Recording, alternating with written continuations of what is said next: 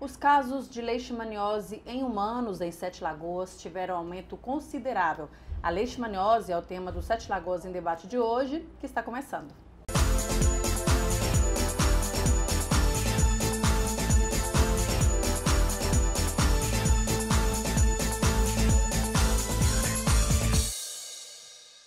Em 2017, os casos de humanos com leishmaniose tiveram um grande aumento em Sete Lagoas.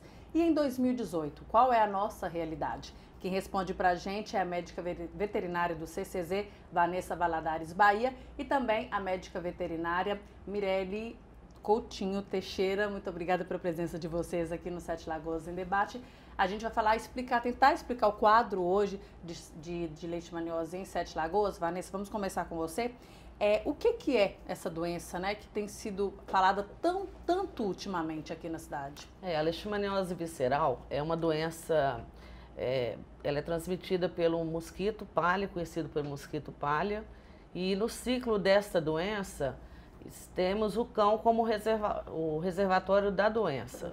O mosquito ao picar um cão que está contaminado, ele, depois, ao picar uma pessoa, a pessoa adquire a doença.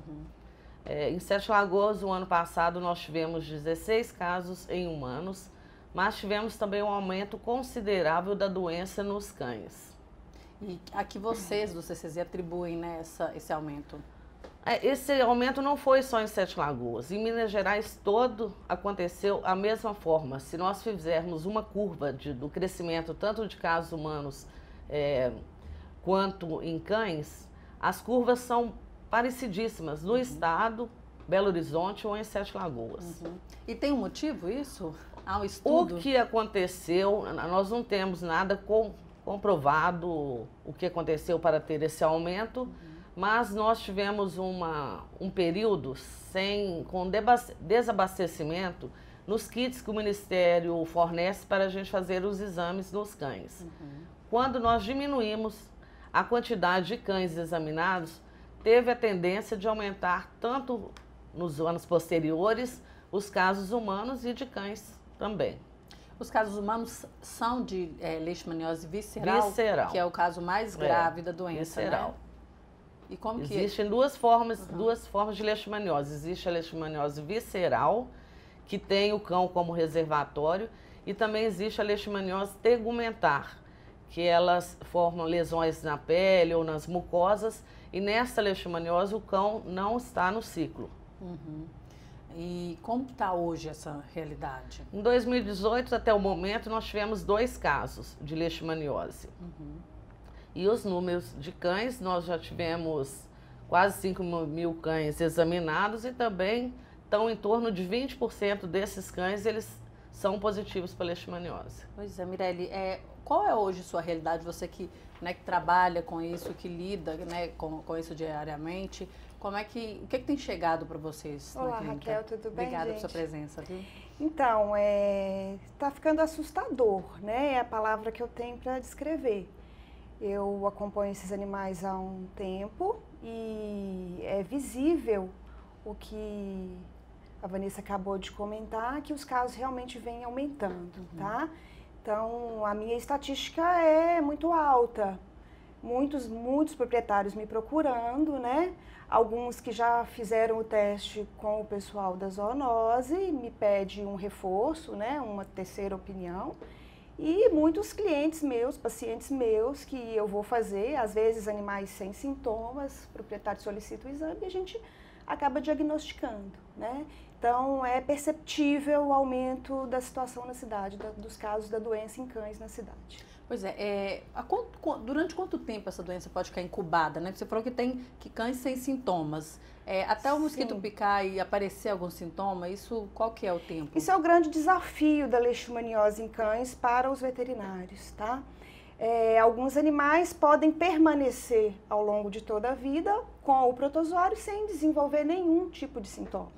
Enquanto outros animais, com um curto intervalo de tempo entre a picada do mosquito palha até o desenvolvimento do primeiro sintoma. Então, às vezes, animal com 30, 60, né, não tem como a gente estabelecer uma regra, tá? e varia muito de acordo com aquele indivíduo cão, né? Alguns animais conseguem ficar como hospedeiros sem desenvolver os sintomas, outros desenvolvem sintomas graves que acabam levando o animal ao óbito rapidamente, né? E independente disso, nas duas situações o animal é um potencial reservatório da doença. Enquanto ele estiver picado, a partir do momento que o protozoário está, ele é um transmissor, independente de estar com sintoma ou não. Nem sempre, tá? Existem estudos de que alguns animais, principalmente os animais assintomáticos, eles não tenham o protozoário na pele, né? Que é de onde o mosquito, ao picar, adquire o protozoário. Então, a gente sabe que os animais sintomáticos, aquele com sintomas clássicos da doença, eles são potenciais transmissores, tá? Mas há controvérsias entre os animais assintomáticos. Há estudos que mostram que a maioria deles não multiplicam, né? Não contaminam o mosquito palha. E tem alguns estudos que mostram que alguns desses animais, mesmo sem sintomas nenhum, continuam sendo transmissores da doença. Pois é, Vanessa, ainda há muita falta de informação em torno da leishmaniose, há muita dúvida, né, em torno da leishmaniose. Existem muitas dúvidas mesmo, né? Aqui em Sete Lagoas, o programa de controle da leishmaniose, ele é desenvolvido da seguinte forma: Sete Lagoas é considerado perante o Ministério como um município de transmissão intensa para leishmaniose visceral. Nós setorizamos, dividimos a cidade em diversos setores que são de acordo com a quantidade de casos humanos. Então, nós temos regiões de Sete Lagoas que são regiões de transmissão intensa. Nessas regiões, nós fazemos os exames em todos os cães do bairro e considero também tanto o número de cães como os casos humanos.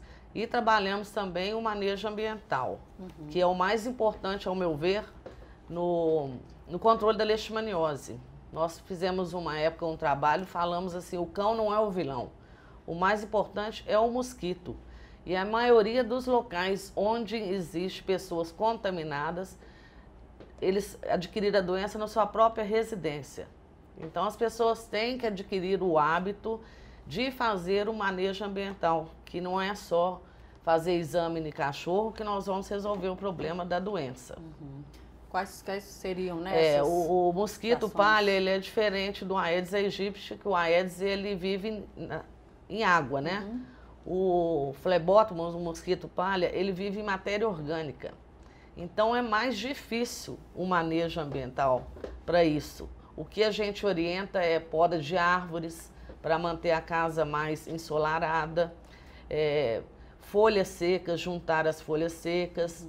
Ele gosta muito dessas frestazinhas de tijolo, buracozinhos de tijolo, então a gente pede para as pessoas rebocarem a casa e para ajudar a gente nesse controle, que só fazendo exame de cão realmente nós não vamos diminuir. Diminui. A nossa queda que teve em 2013, que foi o ano que nós tivemos, 2014, o ano que nós tivemos menos casos, foi em épocas que a gente fazia esses exames. Nas áreas de transmissão intensa, a gente fazia até 2 vezes por ano. Então, eu acredito que isso contribuiu, sim, para diminuir o número de casos humanos. E como nós diminuímos, depois de 2013, né, a quantidade de insumos recebidos, notou que aumentou também. Hoje, você tem aí o mapeamento dos bairros mais contaminados? Os bairros que a gente considera de transmissão intensa são a região ali do Itapuã e a região do Planalto. E os quintais também são com muito problema, muita matéria orgânica. O problema da leishmaniose é que você pode cuidar do seu quintal, você cuidando do seu quintal, mas se o seu vizinho não fizer a parte dele, não adianta nada, porque o mosquito voa. Ele vai de um cachorro para o outro e aí a contaminação vai muito além desses bairros, né? Essa é a grande questão, né, Vanessa? Hoje nós sabemos que a leishmaniose visceral canina, que 100% dos bairros de Sete Lagoas tem cão contaminado. Existe uma forma também do programa que seria a gente instalar armadilhas para ver qual região da cidade que tem o mosquito. Só que Sete Lagoas não precisa mais disso. Que nós temos um serviço que a população pode ligar para o CCZ que nós vamos fazer o exame na casa da pessoa. E por esse serviço, nós chegamos à conclusão que nós vimos que todos os bairros têm.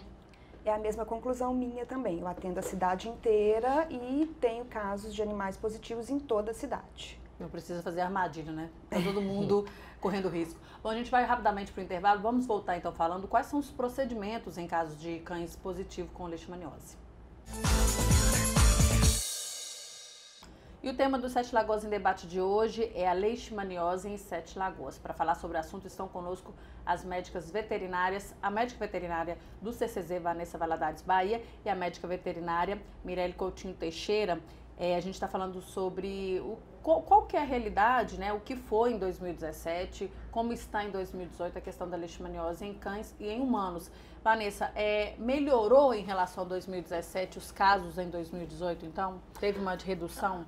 A leishmaniose visceral, ela tem no humano, quando nós vamos fazer a investigação dos casos, a primeira pergunta que nós falamos para o paciente ou para a família, onde essa pessoa esteve nos últimos seis meses, que seriam mais ou menos o período de incubação dessa doença em humanos. Então, o que acontece? Que é difícil eu te falar se melhorou sem eu chegar até o final do ano. Em proporção dos casos, o ano passado foram 16, esse ano foram 2 só. Só que o mosquito, ele tem uma densidade populacional maior na época de chuva, que é a época que tem mais matéria orgânica. Então, geralmente, os casos humanos, eles tendem a aparecer no segundo semestre. Apesar que o ano passado nós tivemos durante o ano todo. Então, para mim falar se melhorou, ainda tem que esperar o final do ano. Na mesma proporção. Agora, a questão do número de casos caninos está a mesma coisa. Mirelle, em casos de positivo, como você disse que atende toda a cidade, todos os bairros acontecem casos positivos, quais são as suas orientações nesse sentido? Porque existe muita dúvida em relação a sacrificar ou não o cachorro, tratar ou não o cachorro. Aí entra o papel do médico veterinário, Raquel. Primeira coisa a se fazer é acionar o veterinário de confiança para poder ele discutir com o proprietário o que vai ser feito daquele animal. Então, o médico veterinário na cidade de Sete Lagoas hoje, todos estão muito bem capacitados a conduzir esses casos, né? É uma doença endêmica, é a doença que a gente mais atende hoje na cidade. Então, a partir daquele exame clínico, né? E não só o exame clínico do animal, o veterinário ele vai avaliar a situação daquele proprietário, a situação daquele animal, a situação daquela residência, né? A eutanásia é ainda hoje uma opção, tá? Mas hoje, em 2016, o Ministério da Saúde aprovou o tratamento. Agora, cabe ao veterinário distinguir, tá? Não são todos os animais que têm condição de ser submetidos ao tratamento. Não são todos os proprietários que têm condições clínicas e psicológicas de assumir aquele tratamento, tá? Por exemplo, uma pessoa de idade, né, numa situação de risco, com um ambiente mal cuidado, mal manejado e com um animal em situação de hospedeiro daquele protozoário com potencial transmissão daquela doença. Eu não vou recomendar o tratamento desse animal. Tá? Esse animal, o proprietário vai ser conscientizado da importância da eutanásia, tá? Agora, alguns casos, né, como a gente tem essa oportunidade hoje do tratamento, o animal vai ser submetido ao tratamento, né? Claro que o proprietário tenha condições e que o animal tenha condições. Porque é um tratamento caro. É um tratamento caro, é um tratamento longo para o resto da vida daquele animal, então tem que se ter essa consciência. Bom, Vanessa, o CCZ, ele mudou a forma de lidar com a leishmaniose? O Ministério da Saúde, o que ele preconiza até então em situações de saúde pública ainda é a eutanásia dos cães soropositivos, né? Ele realmente aprovou um medicamento por esse medicamento ser exclusivamente uso em animal. Então, ele foi aprovado esse medicamento, mas para efeito de saúde pública, nós ainda fazemos a eutanásia.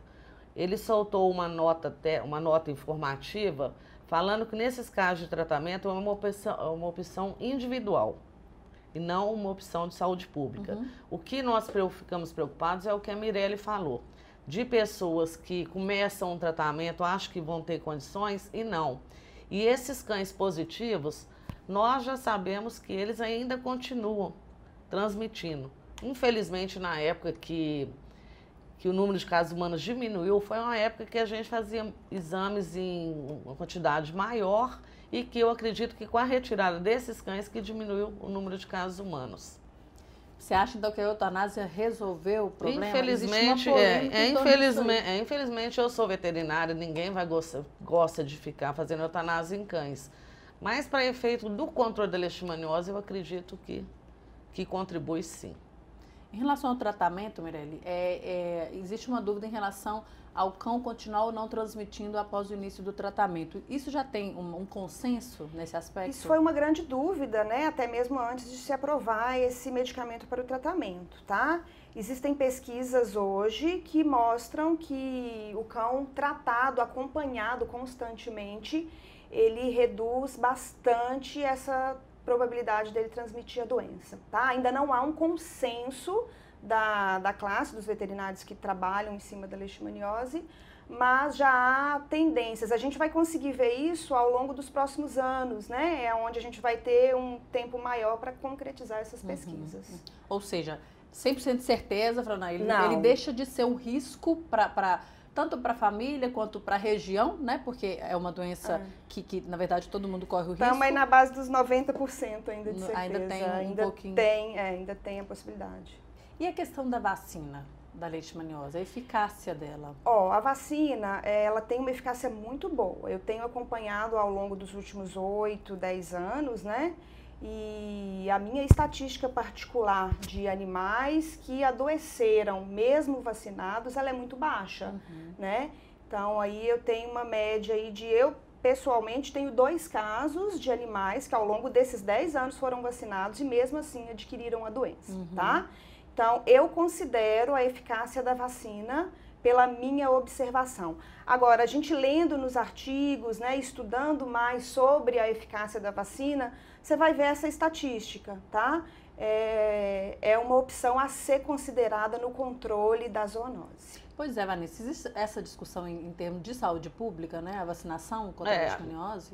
Para efeito de saúde pública, nós não tivemos nenhum pronunciamento do Ministério da Saúde, mas o Ministério acredita que ela também tem uma proteção boa. Mas essa vacina da leishmaniose, ela é administrada da seguinte forma: são 3 doses inicialmente e um reforço anual. Então, eu acredito que seja mais complicado você fazer uma vacinação que são 3 doses. A Mirelle deve ter alguns casos que aconteceram isso, da pessoa não ir lá para fazer o reforço, o anual não fazer. E aí fica no meio do caminho, né? Não fica resolve. Sempre fica tem, meio complicado, né? Muito hoje pelo custo. E tem o custo também. Ela está certa, tem um custo que é um custo mais alto. Talvez esse seja também um grande problema da questão do Ministério da Saúde nesse sentido, né? O custo da vacina... Porque se fosse uma vacina só, uma vacina única, ou então igual a raiva, só uma dose anual, seria mais fácil para a gente conseguir imunizar esses animais, né? Tá certo. Bom, a gente vai rapidamente para o intervalo. Vamos voltar então falando qual que é o papel do cidadão nesse controle da doença em Sete Lagoas. Daqui a pouco. O nosso assunto do Sete Lagoas em debate de hoje é a leishmaniose e agora a gente vai falar sobre o papel do cidadão no controle, pelo menos como ajudar a diminuir os casos de leishmaniose em Sete Lagoas. Estão conosco hoje as médicas veterinárias Mirelle Coutinho Teixeira e a médica veterinária do CCZ, Vanessa Valadares Bahia. Para começar, ou seja, cura, não tem nada, também não tem consenso nenhum, não tem nenhuma indicação nesse sentido, tanto do tratamento quanto da vacina, nada? Não se fala em cura em leishmaniose, tá? Mesmo o animal tratado, ele vai permanecer com o protozoário até o final da vida. A vida inteira tem que continuar. Por isso que existe aquela pequena dúvida de se aquele animal, né, ele teve uma queda de imunidade, ele voltou a ser um transmissor da doença. Vanessa, os animais, normalmente, que o CCZ faz o resgate, eles normalmente estão muito ruins, eles já chegam num processo muito ruim ou não? Vocês pegam animais assim que que ainda tem um tempo de vida? Você tá falando em questão da leishmaniose ou animais de rua? Não, da leishmaniose. Quando o CCZ é chamado para fazer o exame, isso. Olha, nós passamos por diversas situações. O Centro de Controle de Zoonose hoje, ele não captura animais errantes de rua. Quando o CCZ foi inaugurado, a gente recolhia animais na casa das pessoas, se o cão estava com alguma outra enfermidade, né? E a gente mesmo fazia o laudo. Desde 2013, nós temos um processo que proibiu nós pegarmos cachorro na casa das pessoas e nas ruas. Então, o que eu sinto disso? As pessoas têm hora que elas querem ficar livre do cão, porque o cão tá velhinho, o cão tá cego. Então, eles ligam pra gente pedindo. Aí nós falamos que não, nós não podemos pegar esse cão na sua casa. Só podemos fazer o exame de leishmaniose. Com o exame positivo nós recolhemos. Então, tem hora que eles ligam, mesmo os cães não têm sintoma. Então, não são todos. Os que nós recolhemos, né? Os que nós recolhemos positivo para leishmaniose, também tem alguns cães que já estão sintomáticos demais, outros completamente sem sintomas. Mas como, para efeito de saúde pública, a única opção que o Ministério recomenda é a eutanásia, nós recolhemos os cães, indiferente dele estar com sintoma ou não. E a sua avaliação sobre a eutanásia, Mirelle, qual que é a sua visão sobre ela? Como veterinária, nenhum veterinário gosta de sacrificar um animal. Principalmente se pegar um animal assintomático, saudável, feliz e sacrificar, né? Então, é sempre uma situação difícil. Igual eu comentei anteriormente, a minha recomendação de eutanásia para o cão contaminado com a leishmaniose vai depender da situação, tá? Então, é um conjunto de fatores. Geralmente, os animais muito sintomáticos, onde o proprietário não tem condição de conduzir o tratamento, a eutanásia vai ser recomendada, infelizmente, tá? Mas tenho tido proprietários com animais sintomáticos relutantes à eutanásia, isso acontece muito da parte do proprietário, né? Em que eu preciso de trabalhar, conversar, explicar um pouquinho a situação, né? E mesmo assim ele se reluta em fazer a eutanásia. Então a gente vai tentar o tratamento, tá? Porém, esses animais eles não conseguem muito sucesso no tratamento. Então acaba que o proprietário acaba percebendo, né? Agora, a gente tem a responsabilidade sobre esses animais, então eu fico muito no impasse entre sacrificar e tentar o tratamento, tá? Vai ser sempre uma questão difícil de responder. Porque envolve, na verdade, o amor, né, que a pessoa tem pelo animal, existe toda uma história, né? É muito complicado. Vanessa, em relação ao que a gente estava falando do papel do cidadão, né? Você já começou a falar um pouco sobre essa responsabilidade. A Mirelle disse como é difícil controlar o vetor. A gente sabe, assim como os outros mosquitos, né? As doenças que vêm de mosquito realmente é muito complicado. Mas dá para fazer alguma coisa, né? Como você já tinha falado, algumas ações básicas, como não deixar o lixo, matéria orgânica nos quintais, né? Os nossos agentes de endemias que trabalham para o programa da leishmaniose, todas as vezes que eles entram numa residência para fazer a coleta de sangue, para fazer o diagnóstico da leishmaniose, nós trabalhamos com informativos e eles são treinados para divulgar para essa população todas as medidas de controle em questão do manejo ambiental, que eu falei anteriormente. E sempre frisando que não é só que o cão não é o vilão, não é só o cão que está nesse ciclo. Tem o mosquito, que ele é mais importante e mais difícil de se controlar. E aí vai muito da orientação de cada um, e a responsabilidade de cada um também, né? Pela pessoa. As pessoas têm vontade de mudar o cenário, né, Mirelle? Mas sim, falta claro. Essa percepção do que pode ser feito. A leishmaniose é uma doença que vai existir com a gente pelos próximos séculos, né? Não vai ter como chegar a um ponto que vai falar zero, acabou a leishmaniose. Isso não existe, isso é irreal. Então, o importante é aprender a conviver com a doença e minimizar o máximo possível os impactos dela dentro da sociedade. Agora, a questão da leishmaniose visceral, a questão do tratamento, como que isso é feito, conduzido a partir do momento... Você está falando dos casos humanos? Humanos. Os casos humanos tem que ser um diagnóstico mais precoce possível e o Ministério, a Secretaria de Saúde avalia nas questões, hoje existem 2 medicamentos, tem a fotericina B e tem o glucantime. Esses medicamentos são administrados em via de saúde pública do SUS. As pessoas têm que ir nos centros de saúde para tomar um tratamento de 20 a 30 dias. É assim. Agora... Mas normalmente ele tem sucesso? Tem sucesso. Ou há muita morte em decorrência? As mortes nós observamos que foram resistência dos pacientes em procurar um serviço o mais rápido possível, ou então uma comorbidade com outras enfermidades, que geralmente são associadas a isso. Mas se você procurar o mais rápido possível e começar o tratamento no prazo, né, correto, geralmente é a cura mesmo. Tá certo. Você queria completar com alguma coisa?